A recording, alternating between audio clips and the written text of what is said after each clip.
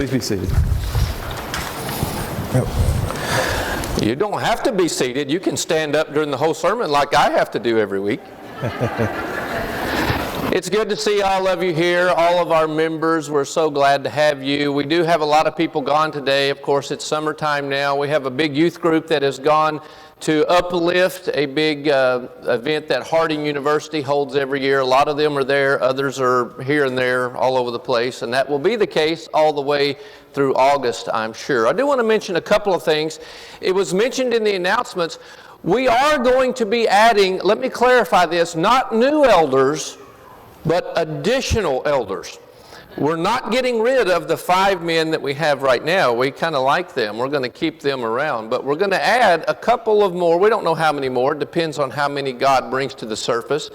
So that's going to be in the fall when we anticipate doing that, and we've kind of started beginning some teaching on that. Steve Mitchell, let me encourage you to go to a class that one of our elders, Steve Mitchell, has already begun, and right out as you go out this hallway right here, the first classroom on the right, Sunday mornings, 9:30, he's talking about that. So I would hope that many of you would begin coming to that class. A couple other things I want to mention today, 2 more things.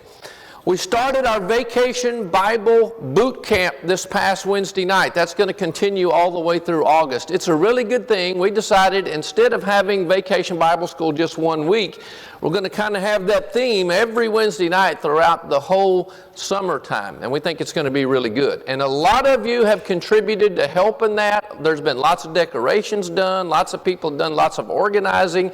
And we appreciate that. But there's really 4 people that I really do want to recognize who have, really kind of make the thing go. And that would be my wife, Laura Williams, Amy Noble, Judy Allen, and Dustin Noble, who leads the singing and gets the giant chicken, we call him Rooster Booster, to come out, gets the kids all fired up. They all do such a good job. So many of you have helped, but especially those 4. Give them all a big hand.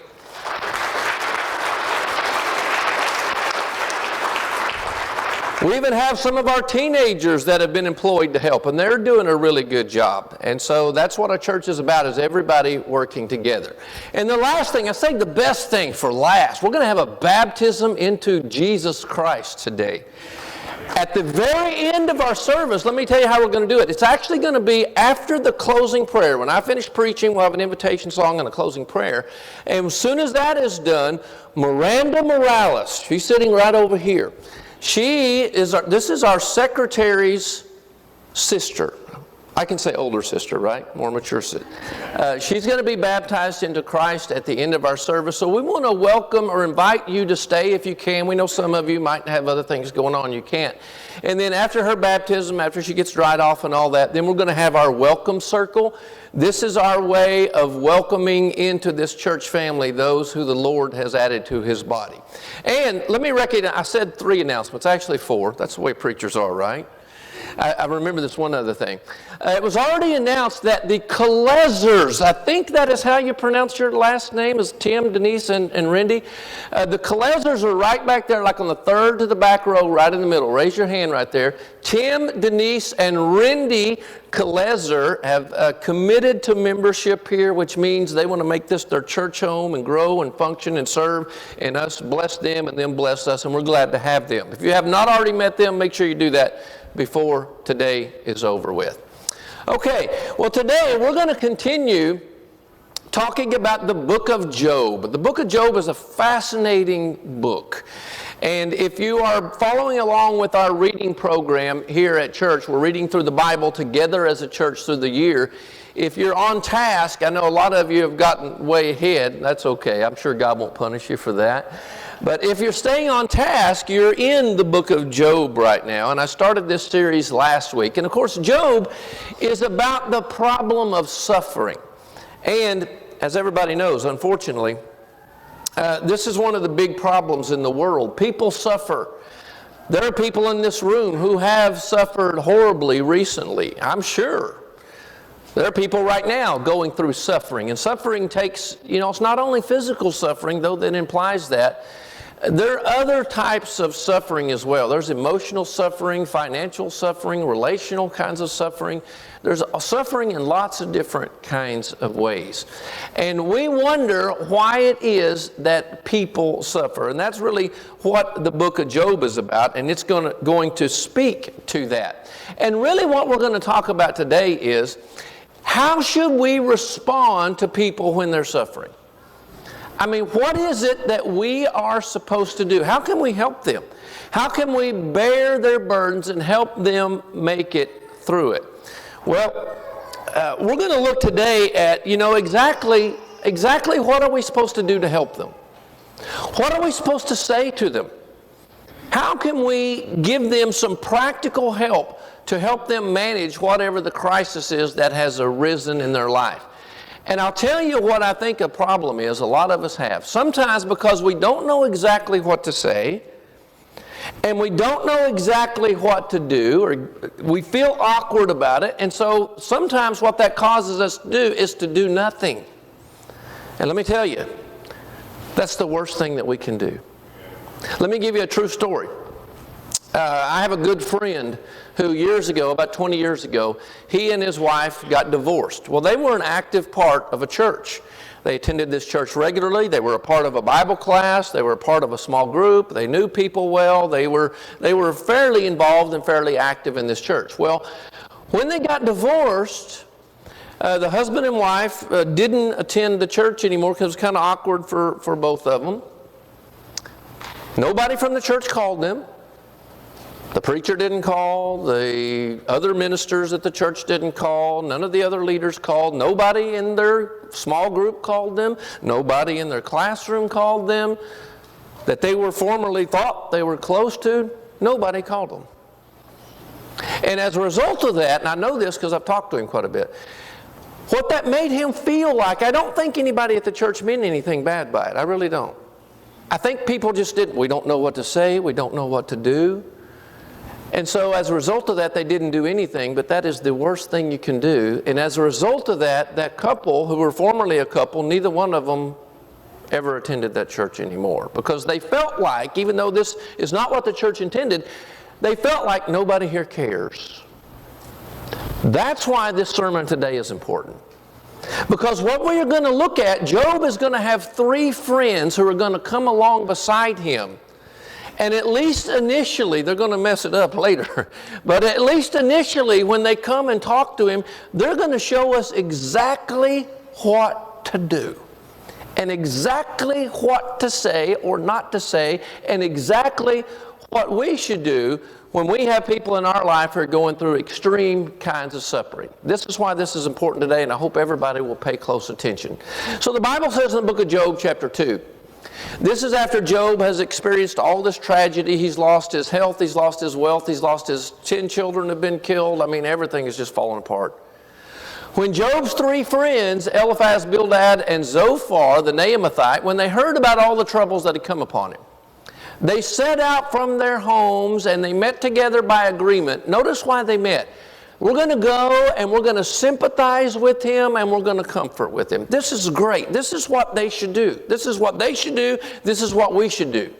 They are doing then what we should do now when we find out that somebody's going through a lot of hard times. We should meet at the local Starbucks, which is what they did. And they got out their smartphones and they got on their Google calendars and they figured out, okay, when would be a good time for all of us to get together and to go to Job and to bring some relief. That's what they did, and that's what we should do. I love this great verse in Galatians chapter 6, verse 2. Bear one another's burdens and so fulfill the law of Christ. What the law of Jesus is all about, Jesus made it simple. Sometimes we make it way more complicated than it's meant to be. His law is really about 2 things. He even said that on a couple of occasions. He said, let me make everything real clear for you. The whole Bible is about 2 things. Love God and love people. Period. That's it. And when you bear one another's burdens, the main way that we love God is by loving people that He has created in His image. And when we do that, it is thus fulfilling the law of Christ. And so they do a good job here initially. And then it says, and when they saw him from a distance, notice all this stuff that has befallen him, all this tragedy, they could hardly recognize him. They began to weep aloud, and they tore their robes, and they sprinkled dust on their heads. I mean, they couldn't even hardly recognize Job at all, because you remember, he had all kinds of suffering all over his body. He had boils from the top of his head to the soles of his feet. They could barely recognize him. He was just basically a shell of himself, of his former self. And so probably what they did, even though the text doesn't say this, but it makes sense, they probably went back to where Job lived and where they probably grew up, somewhere near there when they were all young together. And they began looking around for Job, and they couldn't find him. And they couldn't even hardly recognize the place where they grew up because everything was destroyed. The only thing that they could see was in the distance on a hillside these 10 freshly dug graves of Job's 10 children, now dead. And so they began asking around their town where they were from, has anybody seen Job? Anybody know where he's at? And finally somebody says, oh yeah, Job. Yeah, I think he's living out at the city dump now. And so they go out to the city dump yard, and they see Job living there and scraping his body with a piece of broken pottery, as we saw last week, and they can barely recognize him. And I love this little quote that I found in one of the resources I was reading from. Listen to this, just real short.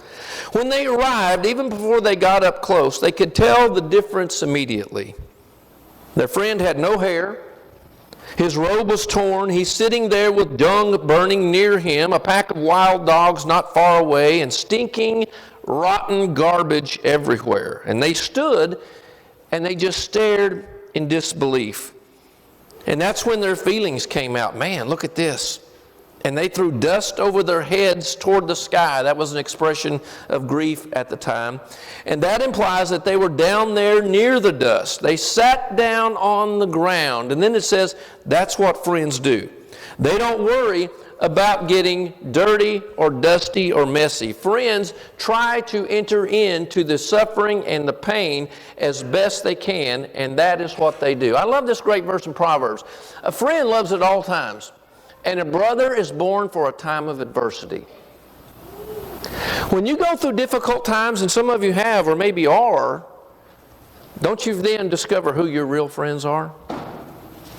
When you are down and out, when the bottom is dropped out, a real friend doesn't walk out. A real friend walks in. And that's what Job's 3 friends do. And I love this graphic. This is why I picked this. Notice you got a dog right here. Dog, man's best friend. Exactly right. When you're going through hard times, your pets, especially dogs, they'll come right there with you, and it doesn't matter what you're going through. They're always glad to see you, and they can kind of help you get through it. That's what a friend is for. A true friend loves at all times. A true friend doesn't walk out when the bottom falls out on you. A true friend is one who comes alongside to help. And that's what Job's friends do right now. And then it continues. And then they sat on the ground with him for 7 days and nights. His 3 friends come, and they see the horrible condition he's in and the misery, and they just sit down with him on the ground. They stay there for 7 days and for 7 nights. It wasn't a quick little trip. Probably took them a while to get there. Back in the day, they didn't have the forms of communication and transportation that we have now. And they stay there for 7 days and nights, and they're just there with him. I read this story about back in the 70s. Back in the day, this was kind of still in the middle of what we call the hippie days. Some of you remember that. Maybe you were one of them.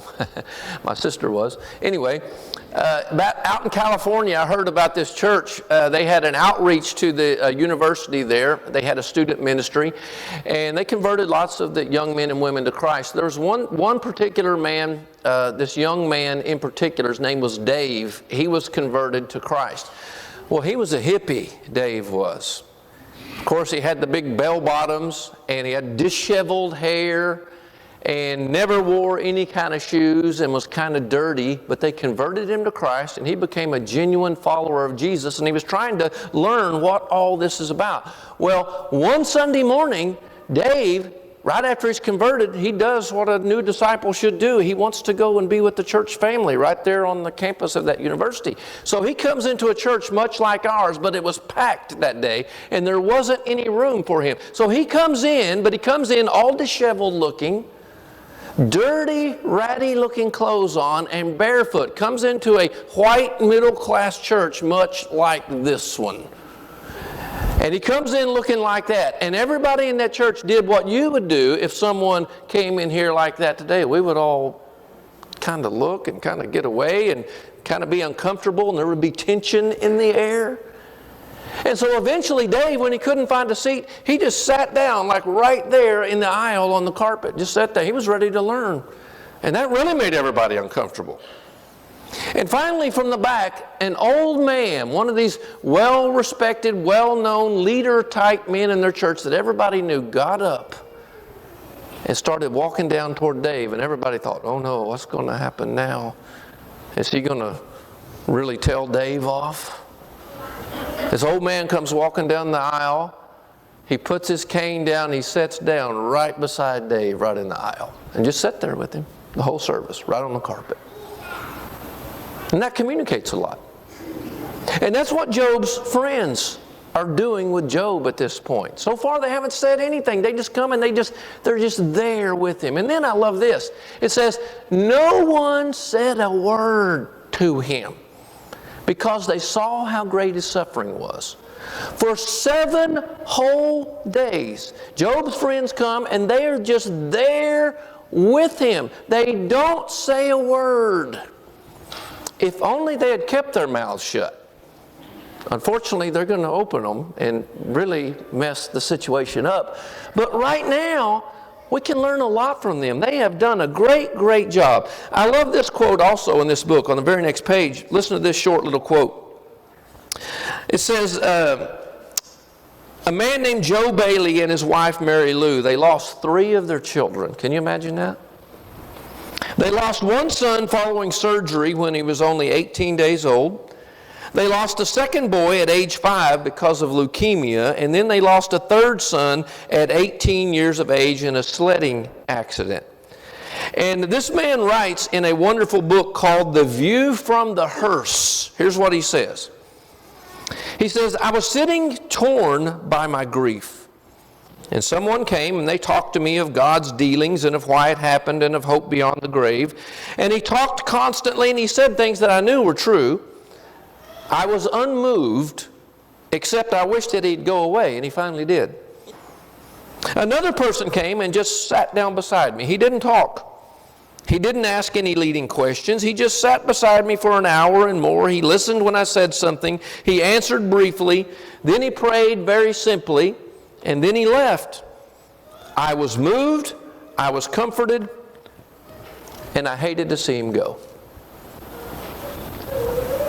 We don't have to have any special magic words for people when they're going through a difficult time.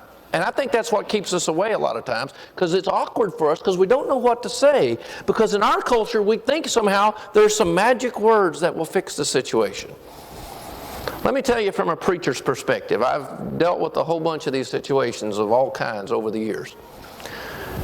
There are no magic words. Preachers don't have magic words. Elders don't have magic words. But your presence speaks volumes, even though you don't say a word. And so what I think God is trying to communicate to us here pretty plainly is this. During suffering, people don't need your prescriptions, and by prescriptions I mean your words of how everything is going to happen. They need your presence. Your presence, just your being there with them. It communicates volumes to them. I love this great passage in 2 Timothy. Paul, at the very end of his life, he's in prison when he writes this, and he says, at my first defense, no one came to my support. Everyone deserted me. May it not be held against them. But listen to this. But the Lord stood at my side and gave me strength. Notice what it was that Paul appreciated. He doesn't say that God gave him words of counsel. He doesn't say that he was taught anything. He just felt the Lord's presence. The Lord came and stood at my side. He said, that is what gave me the strength. And I want to point something else out here kind of as a side. I mentioned at the beginning of this sermon, this couple that I know that got divorced 20 years ago, a good friend of mine, and how they were offended because no one in their church came to them and all that. And that's understandable. But you know what? Notice what Paul says, may it not be held against them. Nobody came to my defense. Nobody did what they should have done. And that's right, they should have. But Paul doesn't hold it against them. That's what mature people do. Mature people who are mature in the Lord don't say, you know what, I'm never going back to that church again. I'm never going to have anything to do with those people again because they didn't do what they should have done. It's understandable kind of how they feel that way. And it should tell us volumes that does make them feel that way. It should cause us never to make that happen. But a mature person says, I'm not going to hold it against them. But the point here is pretty plain. What really communicates love and help and strength to a person when they're going through a time of crisis is not any magic words. It's just going and being there with them. And so once again, when people are suffering, they don't need your prescriptions. They don't need my prescriptions. What they need is they need your presence and they need my presence. Maybe you know somebody right now who's going through suffering, and maybe the reason you haven't gone and talked to them and visited them or whatever, it's not because you don't care, it's because you don't know what to say. There are no magic words. I guarantee you, if you just go to that person and just be with them and sit with them for 7 days, like Job's 3 friends do here, it's going to communicate something to them. It's going to let them know that you care. And somehow when there are other people who care and come alongside us, it makes it more bearable, doesn't it? It doesn't go away, but it does make it more bearable. I hope this message has spoken to you in some kind of way today. If there are things in your life that you need to change and make right with the Lord today, I hope that is the case with you. We always sing this invitation song to give people an opportunity to respond to the Lord. We're going to have one young lady who's going to be baptized right at the close of this service after the closing prayer here in just a minute. Maybe there's somebody else who says, you know what, I need Jesus. I need to be baptized into a relationship with Jesus because there's no salvation without Jesus, which is true. And so maybe that is the situation with you. So if we can help you in any kind of way today, allow us as this church family to do that. Let's all stand together while we sing this song.